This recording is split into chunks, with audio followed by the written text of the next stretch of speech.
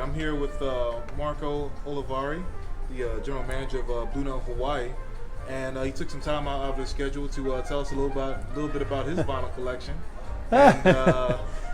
and what it's like, like running a Blue Note here in Hawaii. It's been so long since we've had any semblance of a supper club here that I'm pretty excited. So I'm just gonna let Marco tell. All right. Well, if you want to talk about vinyl first, then. Actually, it was pretty sweet, and I came out here from New York. I was the GM in Blue Note New York for about 4 years, and my wife and I were always hitting all the stores in New York that were left open, and little by little, a lot of the vintage shops for clothes would also have all this crazy vinyl. So I think the number one played vinyl at my house would probably be Cannonball Adderley Live, Mercy, Mercy, Mercy. I'm in my 40s. It was pretty sweet that I'd come home and see my wife, who wasn't raised on vinyl. She was raised with CDs and everything, and she fell in love with vinyl. When we got married, everyone started giving us vinyl. Probably second, Bob Marley Rise Up is definitely one that's in heavy rotation. I also love my rock and roll, so T-Rex, Electric Warrior, all the time. Monolith, that's going to be played a lot. But Cannonball has definitely got the heavy rotation. There's also a really nice Gatto album that Gatto Barbieri got to sign before he passed, which he was playing Blue Note New York about once a month. He had a residency. So we got really close, and it was really sweet that I got to get to know him more personally, being a huge fan of his music, of course, and that's one of the best attributes about working with the Blue Note, or just being one of our patrons, is that seeing all these artists in such an intimate setting, so often you get to meet them. If somebody's playing 2,000, 3,000 seat rooms, they can't get to meet the fans. They go over to the gift shop, they're signing, they're doing photos with people. So it's a more intimate way to see some of your favorite acts. And the artists really love it because we're one of the only clubs that I know of that still does these long runs where someone will come in and do 2 shows a night for 6 nights. So, these artists, they spend their whole life waiting for sound checks, waiting for planes, waiting for trains. So to come in on a Tuesday, sound check, do 2 shows, and be in Waikiki for a week is a blessing to them. That's like a paid vacation. So they're loving it. They get to know the staff better. A lot of the guests will come back time and time again and see somebody, especially like Chick Corea or whatever. You'll see somebody coming in. They've got 1 ticket for every show. Getting to meet the artists and getting to see everybody in this very intimate setting is always a blast. And some of the artists are bringing vinyl too. Like Kamasi Washington was out here. He brought copies of The Epic. 3-disc set, everybody signing. That was a lot of fun. Still get a lot of people bringing vinyl in. Really? Yeah, which was cool. And I would always try to get one for myself.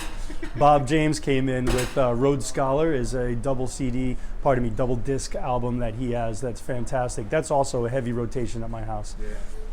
Oh, it's fantastic. And Bob will be coming out with Foreplay.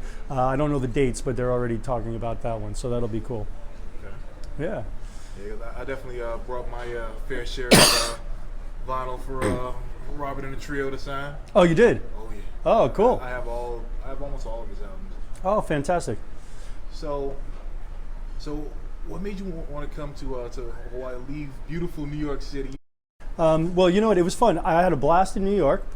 It was it's the first of the Blue Notes, so it's the mothership, and it was an honor and a thrill to run that place for 4 years, and the level of talent to work with on a daily basis was just mind blowing. As such a fan of music myself, it was just such a thrill to be working with everyone from McCoy Tyner and Ron Carter and Stanley Clarke, and we had a great residency.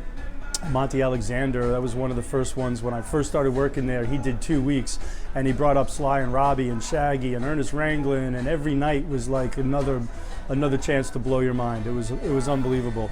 They did a whole month with Chick Corea, and he brought back Return to Forever, and he brought in Herbie Hancock, and he changed the lineup every 3 days. And I think right now in New York they're actually getting ready to do 2 months with Chick, where he's going to be changing it up and changing up. I mean, he's got such a rich history that he could do whatever he wants. We're going to have Chick Corea out here in September, so that's something that everyone's looking forward to.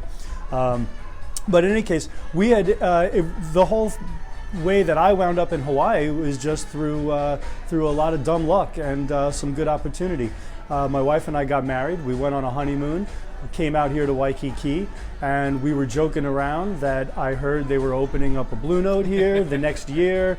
They got a lease. They were starting to renovate, and wouldn't it be funny if a year later we were back for our anniversary to live here? And we landed in Waikiki 2 weeks after our anniversary to open up the Blue Note. Wow. So, opened up right after Christmas. It was a very fast pace, and we had the opening night on January 14th with Kenny G, sold out show, and we've just been going full speed ahead since then. And Monty was fantastic. Since then, we've done so many great shows. A lot of the ones coming up, Spyro Gyro, everyone's looking forward to. Of course, Chick. They're looking forward to Manhattan Transfer. Jeffrey Osborne next week. That's going to be fun. But it's only been 6 months under our belt, and already, you know, from the Whalers to Shaka Khan, it's been fun. And one of the things that's really been so touching out here in Waikiki is the reaction from the community.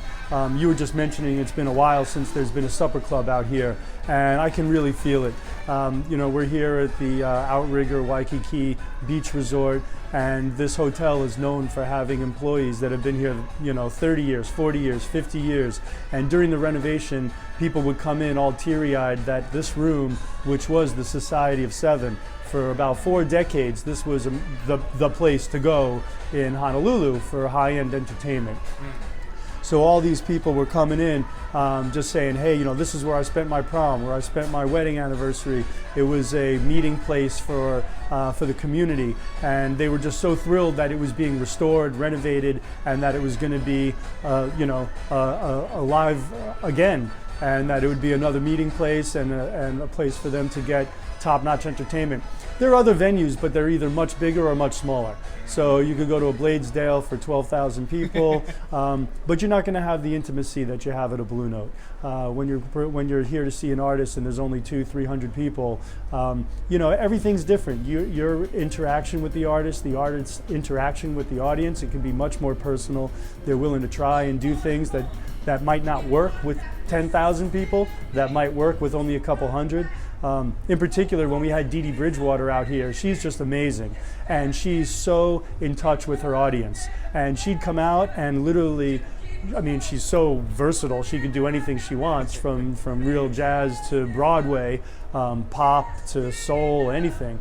So she would come out and read the crowd and basically do a set off the cuff, depending on what she thought those people were looking for, what they inspired out of her.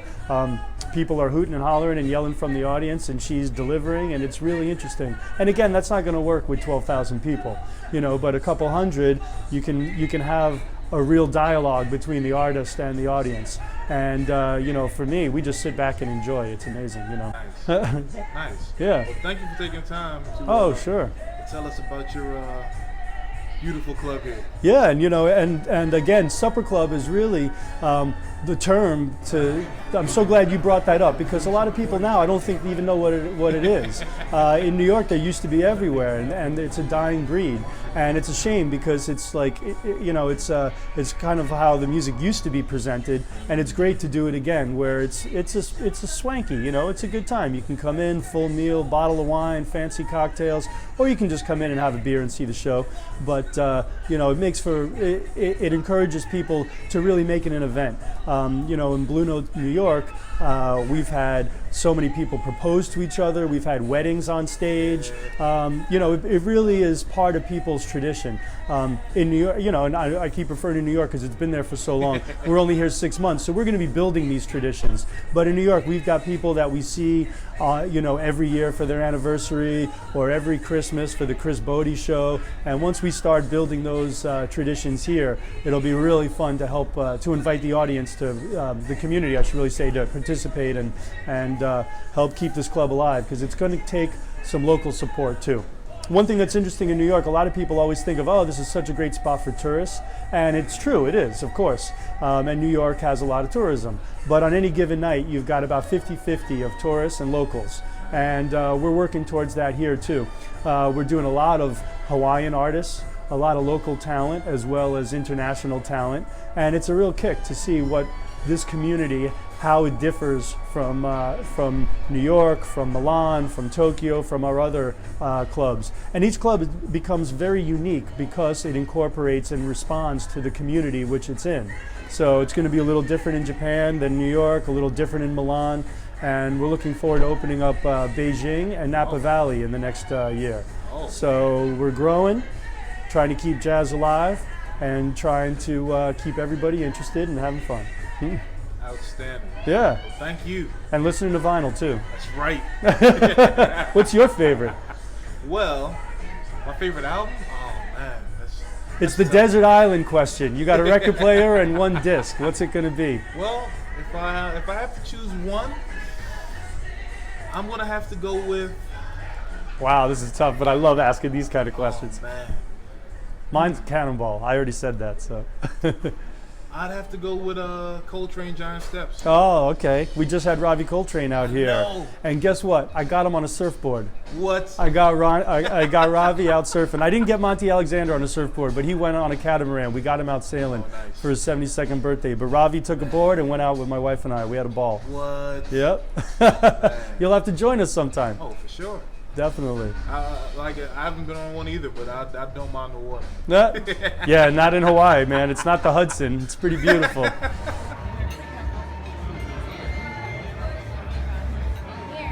trade off. Get another paradise.